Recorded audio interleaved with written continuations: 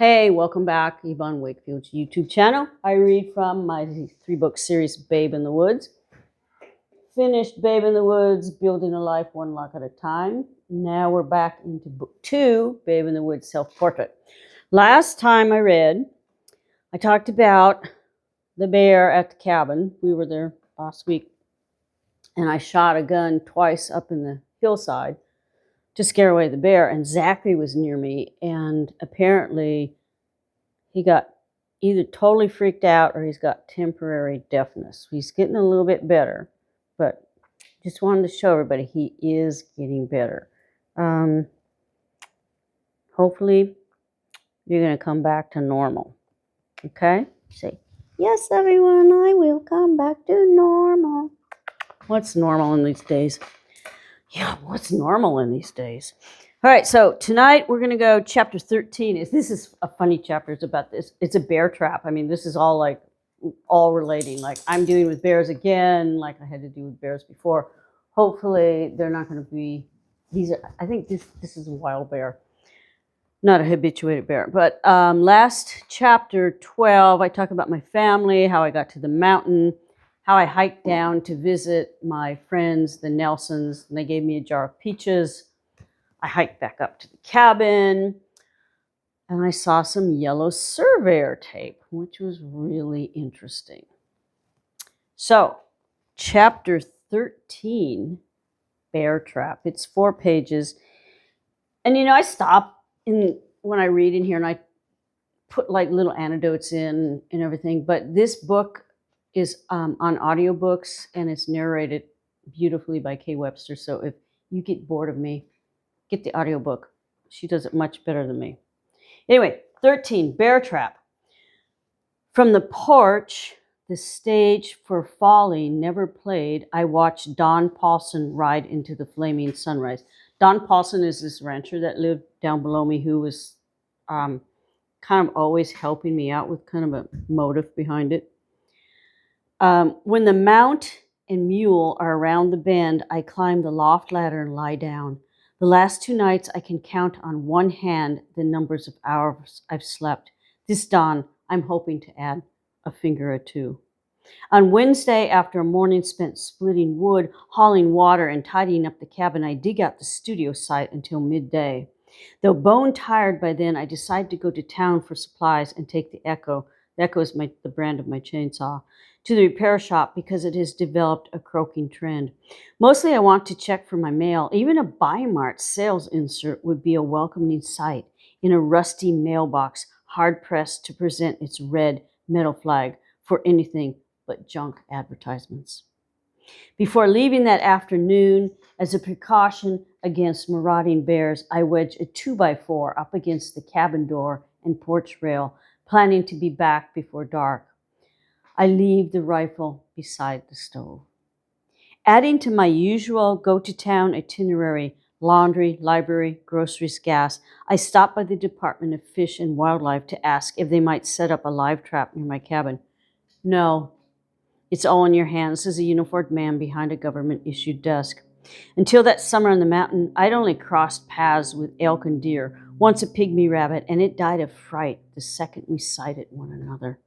That was really weird. I learned after that pygmy rabbits have such a high heart rate that a little bit of startling them can make them have a heart attack. And this is what happened. I saw this little rabbit and it died of a heart attack. But never bears. The Bruins bothering me that summer were not born on the mountain. These bears, I learned in the office, were likely rogue, dumpster diving, camp robbing animals tranquilized in the national park before being relocated to my neck of the woods where they continued their habituated foraging.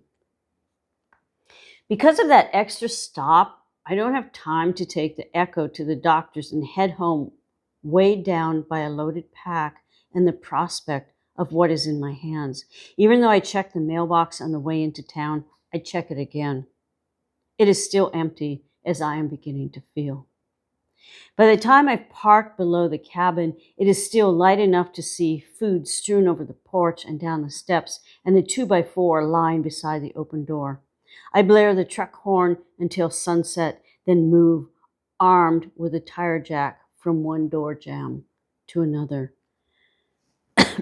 Inippi. Remember, Inippi is my Sioux Point Siamese cat that's more like a dog. Inippi must have snuck in after the bears jimmied the door and ransacked the cooler. When I discover him curled in the loft bed with a "don't bother me" kind of look, half-eyed stare, I wished secretly he'd acted more like a dog than a pampered puss. A dog would never take a cat nap amidst this gamey mischief. A dog might have scared off or even chased off the bear who did this.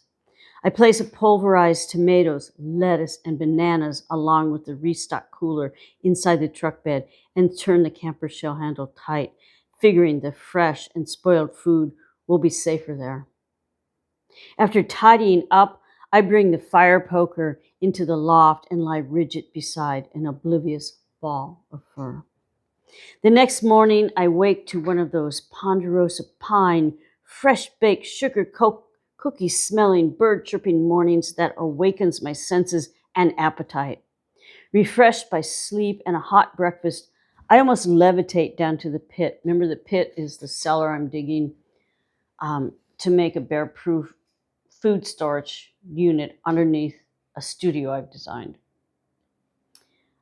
Refreshed by sleep and a hot breakfast, I almost levitate down to the pit where the first thing I do is find myself wondering how to remove a stump.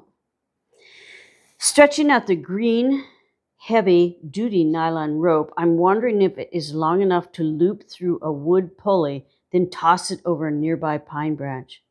Dan sold me the antique. Dan's the old guy who got hit in the face by a log, who I bought that crummy truck from. Or he helped me buy the crummy truck. Dan sold me at the antique, still usable after a good oiling and steel wool rub down. I actually still have those and use them. I'm figuring to lash one rope end around the stump, the other end around my waist, then stand on a boulder above the pit and jump into it. My displaced weight, I'm hoping, will be the equivalent to the force required to uproot the root. Before I have the chance to fully test my extraction theory, Don Paulson appears on the scene, putting my guesswork to rest. Usually he doesn't visit until the evening, so I figure he's either bored or in trouble at home. Since I don't have time to stand around slack-jawing, I ask him to help me out. I also ask him if he's missing a horse. No, but he knows the one I'm talking about because he too had to shoot away from the rosehip gate to get through. Remember the big horse I talked about when I was bringing up lumber? He was blocking the road. It's a Belgian draft horse and freshly shoed, he says. It's an observation I do not question. This man knows his mounts. Dan vetoes my plan by telling me I'd likely be cut in half at the waist or left hanging if I enacted my brand of stump removal. Ditching the stretchy nylon rope, he uses the lariat on the back of his mule's tack, hitches it around the stump, the other around his saddle horn. Spitting sluice along with direction, Don convinces Maggie with kind words, not a whip. That's what I really liked about this guy. He had these mules. He never used a harsh word with them. He never used hard hand them. He never used a word. He used sugar cubes and sometimes oranges. And he actually helped me drag a bunch of logs up for this studio I'm building with those mules. Maggie strains, then is pulled back by the weight of the stump. While Dan coaxes the mule, I alternate spade wedging with a mattock to chop away at the tap roots. Maggie manages steadily to strain until the stump gives like a slow and stubbornly pulled tooth. We cut the remaining roots, the pulpy cavity, until the stump is fully freed. Don relashes the rope to the saddle, and Maggie pulls it out of the pit and over the berm lip. I thank Don for his help, aware that it won't be the last I'll see of him that day. Dusk brings its familiar ozone scent, its rapture of atmosphere simmering down from sizzling day to shimmering night, a sugary, metallic breeze acerated by a frothing creek. I'm leaning over the porch rail, inhaling this when I catch a whiff of a mule and a man equipped to kill. I told Don about the most recent bear break-in, and he has come to make good on his promise to get that varmint for you. We offload saddlebags and assemble the contents: a jar of honey, a paper bag filled with oats, an old paint pail, a ball of string, and a cowbell. I stand by the creek and watch Don build a little rock pyre, fill the pail with oats, pour honey on the top, then balance the luring vessel atop the boulder tripod. He knots strings to the pail handle, unspooling the roll as he walks back to the cabin and looping it over a nail on a porch rail. I remain at the creek, squatting beside this booby-trapped lyre and singing a low, remorseful song to the bear we plan to lure. "Give her a try," Don yells from the porch. I jerk the string tied to the pail. The cowbell attached to the other end clangs. It's a Rube Goldberg device, a leveraged adaptation that, as Don keeps insisting, will get that varmint. His theory is that the bear, attracted to the honeyed oats, will nose into the bucket, causing it to tip, jerking the string, ringing the bell, and alerting us in plenty of time for us to aim flashlights and a rifle. "Works fine," Don yells from the porch. By now it's dark. There's not even a glimmer of a new moon to guide my feet along a path patterned by souls picking the softest root. Inside, we arrange ourselves beside the fire and wait to participate in an event stringing our reactions to the creek. Don settles in the rocker, the rifle primed for action, leans next to the door. I pull up a stump beside him, a flashlight at my feet. We drink black coffee, real coffee I boil from Folger's ground. Coffee, thick as mole asses, Don declares.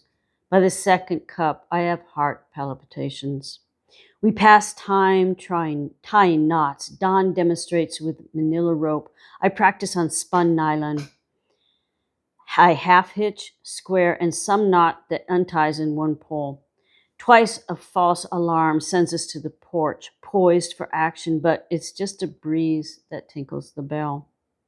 Without invitation, Don tells me stories that never made it into Oregon's history book as he demonstrates over and over how easy it is to lash a square knot. There's a story about digging a well and the night wolves attacked his donkey, an animal, he declared, that was more ornery than any 3 mules put together. Then he launched into the outhouse tale. "When I was only 3, I fell into the hole. Never ever will forget that smell." He scratches his nose and loops one rope to the other. "There, see how easy?" He sets his knot next to his cup on the corner of my stump. I put another log on the fire and wonder how a toddler gets out of deep shit. But he won't ask, but I won't ask because it will only prolong the story. "Roped me out," Don offers, with no encouragement on my part. "My uncle dropped his lasso down and pulled me up." He rocks back and forth and continues.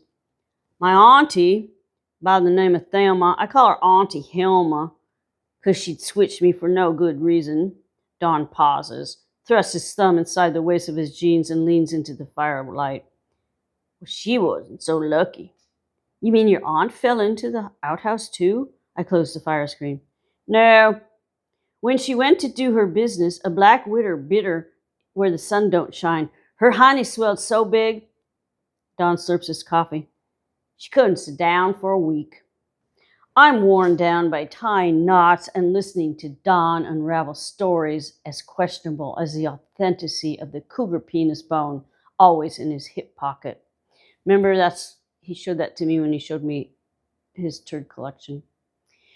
To keep awake, I mix some cornbread, bake it in the Dutch oven covered in stove coals. We eat it hot, covered with runny honey drizzled out of the jar, nearly emptied over oats. Twice we go out to the porch to check the bell, which remains ready for action that doesn't come that night. By dawn, the coffee pot is as drained as me, and the bread is gone. I'm also hoping Don will be soon.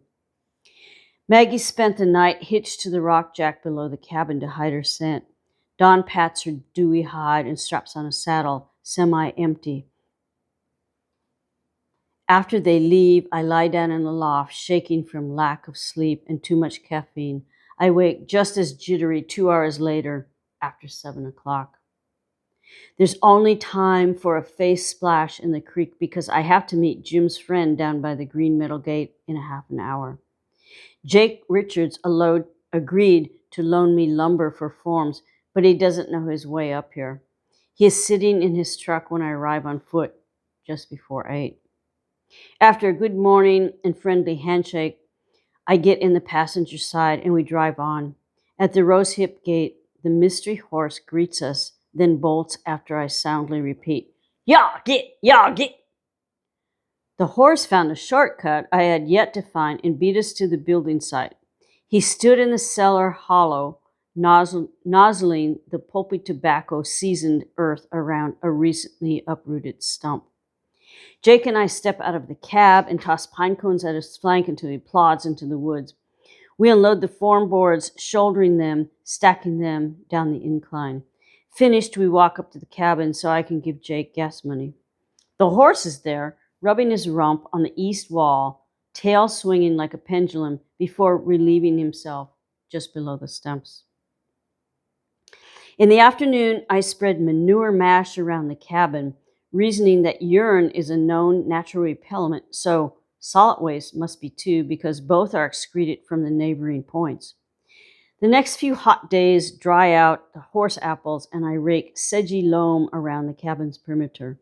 For the rest of the week, there's no hide nor hair of a bear, grizzled or black. Finally, I can sleep again, though undisturbed nights. Before drifting off, I think, if only my life worked out as well as horse shit. All right, thanks for listening to Chapter 13, Babe in the Woods, Self-Portrait. Remember, subscribe to the podcast. It's free. Enjoy the books on audio. Enjoy the books in any form you can find them. They're all over the place. You can buy them on any platform. And we'll see you next week. And I think next week, where's that teddy bear? I'm going to pick up Teddy Bear. Can I? I think Teddy Bear next week will have finished his first series of classes because we're trying to get him trained for canine good citizenship. And maybe Teddy Bear next week will show you some of what he learned. Do you know how to shake? Oh, yeah, I know how to shake. Do you know how to be loved? I know how to be loved. All right, see you next week. Remember, stay hydrated. Hey, yeah, keep your dogs hydrated too. I don't know where you live, but it's like 95, 100 here. See you next week. Bye-bye.